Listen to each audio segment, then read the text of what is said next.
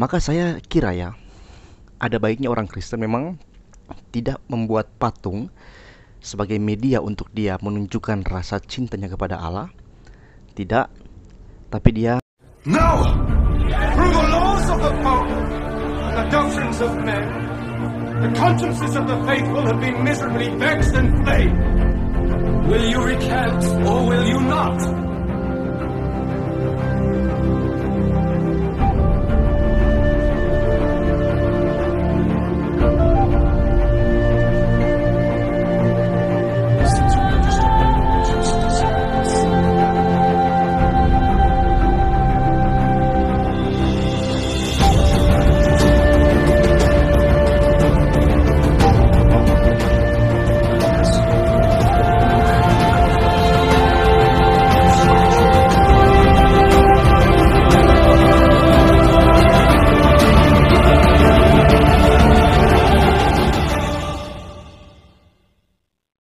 untuk kakak Daniel Mananta ya. Saya sudah sejak kecil udah kenal sama Daniel Mananta. Dan dia salah satu artis yang saya favorit ya, saya kagumi gitu.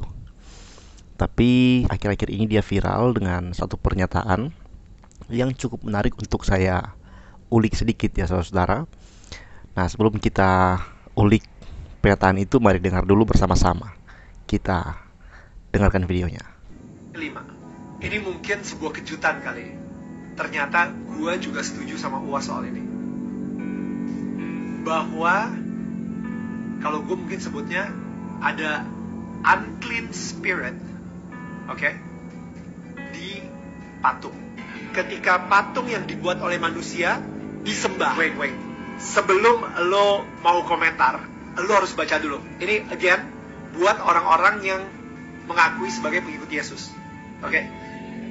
Gue pengen kalian baca dulu Yesaya 44 ayat 13 sampai 20. Baru lu bisa komentar di bawah. Oke, lu harus baca itu dulu, baru lu bisa komentar. Sebelum lu baca itu, jangan komentar dulu. Oke, ini gue pengen ngomong kepada umat Nasrani ya. Ini tercatat di buku sejarah. Nebukadnezar itu penasaran banget seperti apa sih bentuk atau wajah dari Tuhannya bangsa Israel. Sehingga dia dengan beraninya itu masuk ke satu ruangan yang ini ruangan yang paling suci di situ, the Holy of the Holies, ya. Yang kadang-kadang kalau misalnya di perjanjian lama itu sering banget orang gak sengaja masuk meninggal langsung. Kalau misalnya dia tidak menyucikan diri dia sendiri atau menyembelih kurban gitu.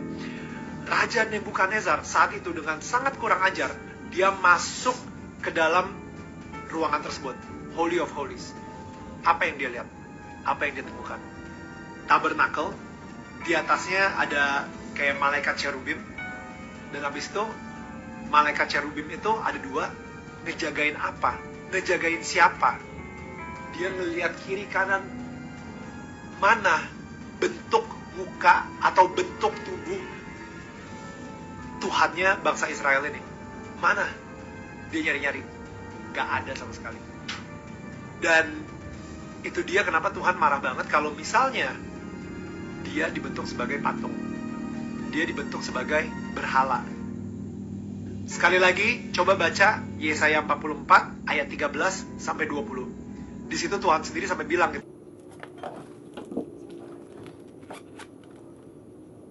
Kalau ini kayu yang lu gunakan untuk membuat patung yang cantik, yang indah, yang ganteng, dan patung yang sama lu gunakan buat masak, buat bakar kayu untuk menghangatkan badan lo. Dan abis itu patung yang sama yang lu gunakan tiba-tiba lu sembah-sembah. Itu bodoh. Again, bukan gue yang ngomong. Yesaya 44 ayat 13 sampai 20. Right? Jadi di situ gue setuju kalau misalnya ada unclean spirit di patung. Oke, itu dia 5 hal yang gue setuju dengan UAS di pembicaraan kita. Kalau misalnya lu nggak tahu apa yang gue lagi ngomongin, nonton di channel YouTube Daniel Mananta Network, nonton obrolan kita, dan kasih komentar juga kita ya.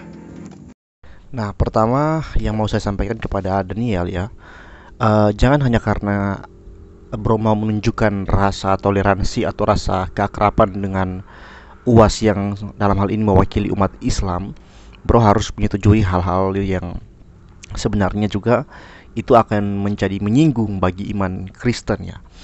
Karena ya terutama Katolik sendiri akan tersinggung ya, karena Katolik itu membuat patungnya Tuhan gitu. Dan itu menjadi media dalam sarana untuk menyembah kepada Tuhan. Ada banyak argumentasi dari Katolik yang dikemukakan bahwasannya mereka tidak menyembah patung, tapi mereka menyembah Tuhan, dan patung itu hanya menjadi media. Ada gereja dibakar, ada patung dirobohkan di gereja, mereka nggak bilang Tuhan dirobohkan, patung dirobohkan. Ya, ketika patung Yesus dibakar, mereka nggak bilang Tuhan dibakar. Patung itu hanya media, hanya simbol. Nah, terkait kalau di Protestan misalnya, memang kita nggak pernah berdoa ke arah patung tertentu, tidak. Tapi kita tetap mengakui kita memiliki bisa mengekspresikan iman dengan cara kita membuat foto Yesus di rumah, atau patung Yesus di rumah kita, atau di gereja juga ada. Tapi bukan, berbeda dengan Katolik, itu tidak menjadi media dalam kita menyembah Tuhan. Cuman bagaimanapun ya, pernyataan Bro Daniel itu akhirnya dipakaikan oleh Kaf Media Channel untuk mengatakan seolah-olah kita Kristen itu punya patung untuk kita sembah.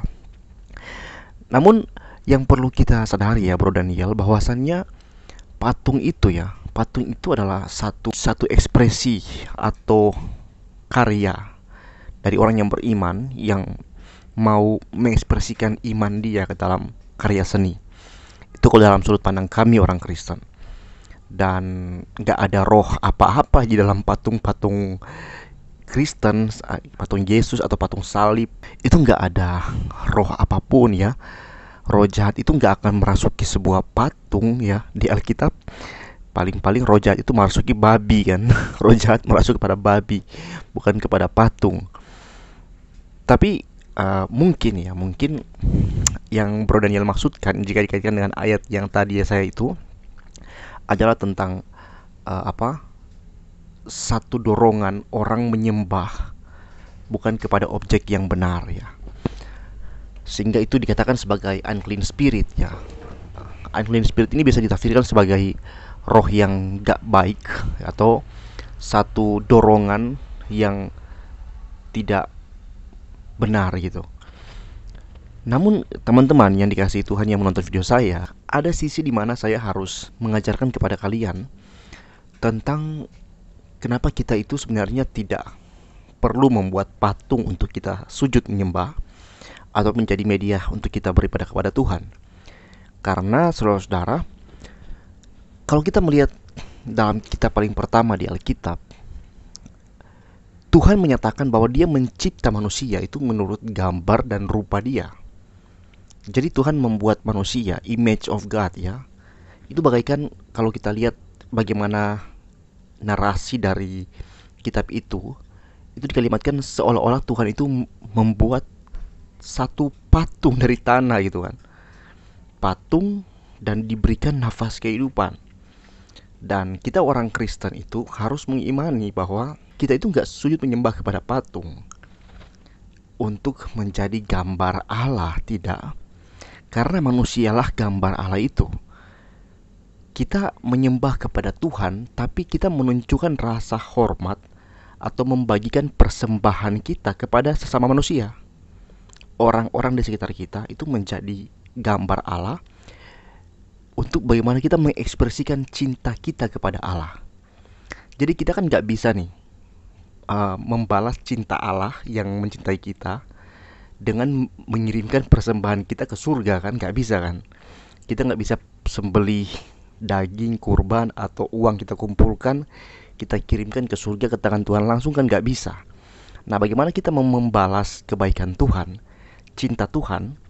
Kita balas kepada gambar Allah, image of God, patungnya Allah di sekitar kita, yaitu sesama kita, manusia. Kita gak menyembah orang, kita gak menyembah manusia sesama kita, enggak. Tapi kita mengekspresikan cinta kita kepada Allah, kepada sesama manusia. tetap kita berdoa kepada Tuhan secara langsung, ya. Tetap kita beriman, kita menyembah Tuhan secara langsung ya, dalam doa kita, dalam pujian kita. Tapi apa Alkitab bilang? Ibadah yang sejati itu juga apa? Mengunjungi orang-orang yang miskin, janda kan? Artinya bahwa ibadah kita bukan cuma soal kita memuji Tuhan dengan mulut, atau kita berdoa kepada Tuhan dalam hati kita, tapi juga tentang bagaimana kita memperlakukan sesama kita, ya. Jadi saya kira di sini perlu ditangkap poinnya agar kita itu bisa semakin teguh dalam keimanan kita. Maka saya kira ya, ada baiknya orang Kristen memang tidak membuat patung sebagai media untuk dia menunjukkan rasa cintanya kepada Allah. Tidak, tapi dia bisa menjadikan sesamanya sebagai media untuk dia menunjukkan rasa cintanya kepada Allah, memberi, menghormati, membantu, menolong orang lain, ya, orang di sekitar. Benar, Tuhan itu gak menghendaki dirinya dibuat menjadi sosok patung untuk kita sembah ya. Dan saya tahu dimanapun Kristen gak ada yang menyembah patung sebenarnya. Kristen Protestan tidak pakai patung, tapi kita diajar untuk melihat sesama kita sebagai gambar Allah yang harus kita berikan rasa hormat, rasa cinta, rasa kagum kita kepada sesama kita. Nah, Bro Daniel, sekali lagi pesan saya terakhir, toleransi itu bukan membenarkan pernyataan orang yang berbeda agama dengan kita, tidak. Toleransi itu adalah tentang bagaimana kita agree to disagree. Kita setuju untuk tidak setuju. Kita sepakat untuk tidak sependapat. Jadi kalau bro mau menunjukkan rasa hormat, kagum kepada sosok tertentu yang berbeda iman dengan kita orang Kristen, silakan akrab. Tapi dalam hal-hal fundamental, jangan katakan itu benar, ya. Tetap katakan dengan berani bahwa saya tidak percaya dengan kepercayaan Anda, tapi saya kira harmonisasi dari sebuah hubungan bukan tentang menjadi sama dalam keyakinan kita ya, dalam hubungan toleransi, tapi kita tetap bersama meskipun kita beda pendapat. Kita tetap Bhinneka Tunggal Ika, satu di dalam negara ini, satu di dalam bangsa ini, dan kita tetap bergandengan tangan meski tetap Anda tidak mengamini amin saya dan saya tidak mengamini amin Anda. Saya kira ini menjadi berkat untuk kita semua. Shalom.